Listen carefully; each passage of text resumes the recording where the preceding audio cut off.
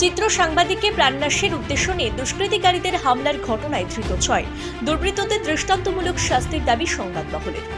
Agartala office 25 November 2024। Agartala press club পরিচালন committee অত্যন্ত উদ্বেগের সঙ্গে লক্ষ্য করছে যে রাজ্যে কর্তব্যরত সাংবাদিকদের উপর আক্রমণের ঘটনা দিন দিন বেড়ে চলেছে। সোমবার ভোররাতে পেশাগত দায়িত্ব পালন করে বাড়ি ফেরার পথে টাইমস 24-এর চিত্র সাংবাদিক সুজিত আচার্যের উপরে কিছু দুষ্কৃতিকারী প্রাণনাশের উদ্দেশ্য নিয়ে হামলা চালায়। এতে শ্রী আচার্য গুরুতর আহত হয়। এই ঘটনায় তীব্র নিন্দা জানাচ্ছে আগরতলা প্রেস ক্লাব। সম্পাদক রমাকান্ত দে আশা করে পুলিশ এই ঘটনায় যুক্ত দুর্বৃত্তদের দৃষ্টান্তমূলক শাস্তির ব্যবস্থা করবে। প্রসঙ্গত রবিবার রাতের বেলা রাজধানীতে ফের আক্রান্ত হলেন এক চিত্র সাংবাদিক। আহত চিত্র সাংবাদিকের নাম সুজিত আচার্য। সে একটি বৈদ্যুতিন সংবাদ মাধ্যমে কর্তব্যরত।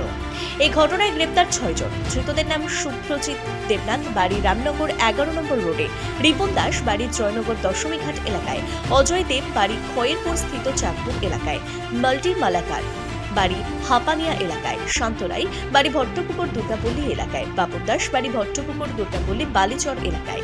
এতে দুর্বৃত্তদের দৃষ্টান্তমূলক শাস্তির দাবি করে সাংবাদিক সভা।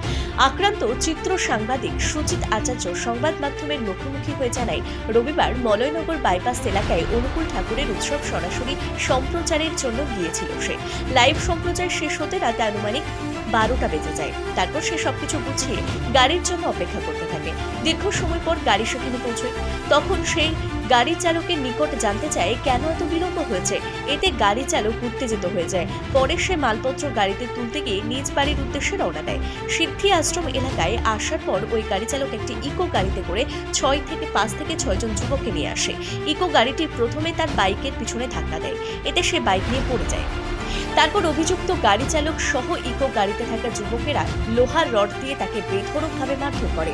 স্থানীয়রা ঘটনা প্রত্যক্ষ করে এগিয়ে আসে। পরে তাদেরকে পুলিশের হাতে তুলে দেওয়া হয়। আহত চিত্র সাংবাদিক সুজিত আচার্যকে নিয়ে যাওয়া হয় হাসপাতালে।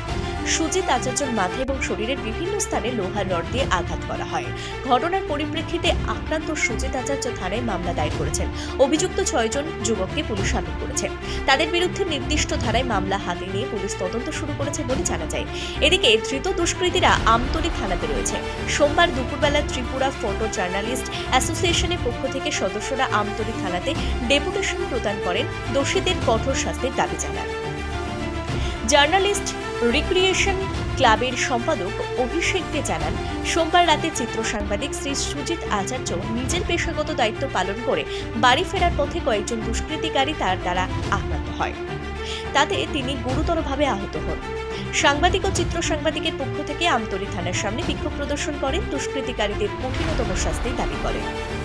ত্রিপুরা জার্নালিস্ট ইউনিয়নের সম্পাদক সন্তোষ গোপ জানান, ত্রিপুরা জার্নালিস্ট ইউনিয়নের সদস্যরা ইউনিয়নের কেন্দ্রীয় সভাপতি প্রণব সরকারের নেতৃত্বে আমতলী থানার সামনে বিক্ষোভ প্রদর্শন করেন। দুষ্কৃতিকারীদের কঠিনতম শাস্তি দাবি করেন। এই ধরনের ঘটনায় ত্রিপুরা জার্নালিস্ট ইউনিয়নও তীব্র নিন্দা জানায়। সাংবাদিকদের উপর আবার আক্রমণ হয়েছে, ভীষণভাবে আক্রান্ত হয়েছে আমাদের সাংবাদিকরা।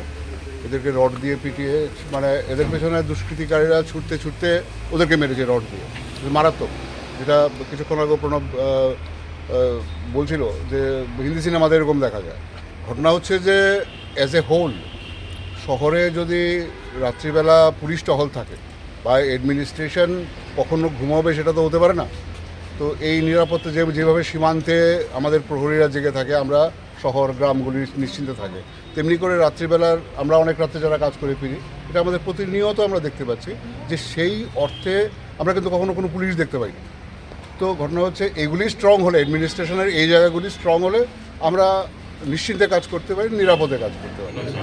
আমাদের এখানে আমাদের পেট্রোলিং, রাতের patrolling plus fixed picket, mobile patrolling সব কিছুই চলে। কালকে এখানে একটা বড় প্রোগ্রাম ছিল, আমাদের কনসেন্ট্রেশন একটু এদিকে ছিল।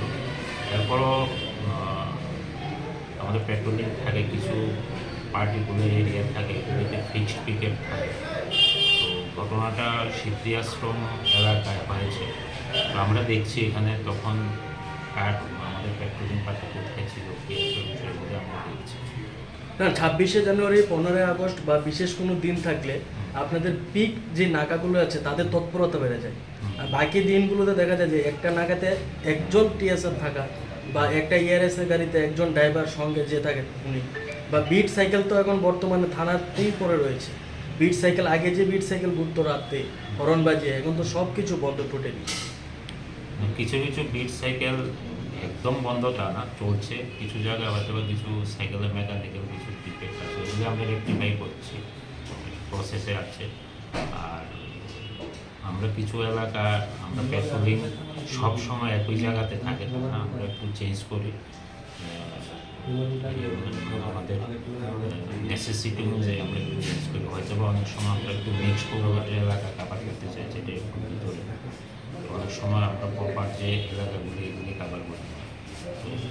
সো অ্যাকচুয়ালি আমাদের এটা ডিপেন্ড করে ল অ্যান্ড অর্ডার সিচুয়েশন কবে কখন নেসেসিটি ওটার উপর।